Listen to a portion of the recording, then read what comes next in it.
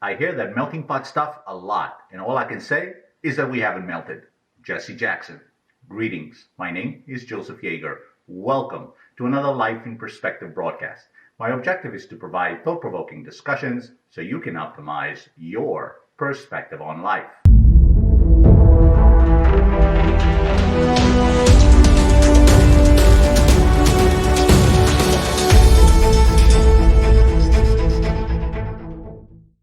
When you hear the term melting pot, what's the first place that comes to mind for you?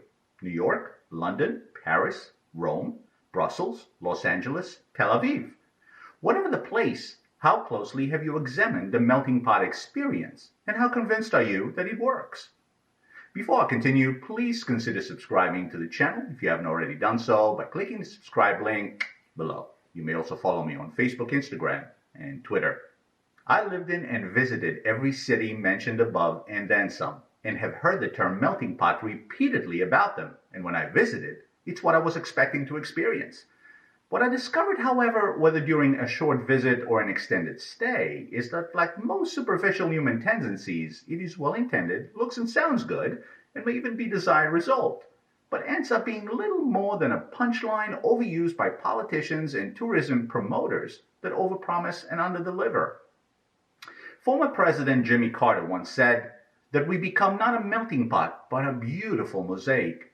Different people, different beliefs, different yearnings, different hopes, different dreams.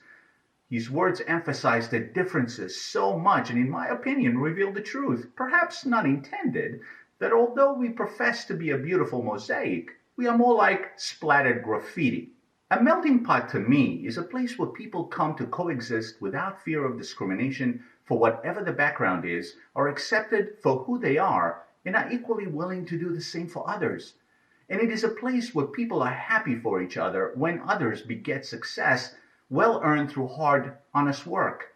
It doesn't mean people have to like or agree with each other, but this agreement is expressed with respect, breeds growth, and widens perspectives. It doesn't mean people will be safe from crime, because in a real melting pot, in my opinion, these are based on human nature rather than on differences based on background and beliefs. A melting pot isn't a place where I am made to feel like an outsider and stared at because I look different or have an accent. It isn't a place where people voluntarily segregate themselves in a neighborhood, refuse to assimilate, and learn the local customs and language.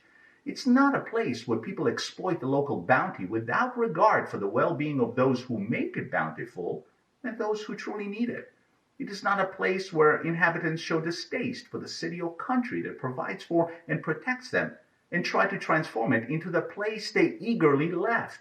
And it certainly isn't a place where people walk on eggshells for fear of retribution by overly sensitive groups for having independent thoughts and opinions. And what are our leaders, past and present, doing to encourage and facilitate the melting pot concept to live up to its name? Absolutely nothing constructive, but rather continue to stoke the flame of division through identity politics, selective media, community guidelines, and of course, not letting any crisis go to waste that may promote a self-interest agenda. So you see, once again, it is up to ordinary folk like you and me to make this happen for real. There are already many melting pots all across the world which we can expand and enrich.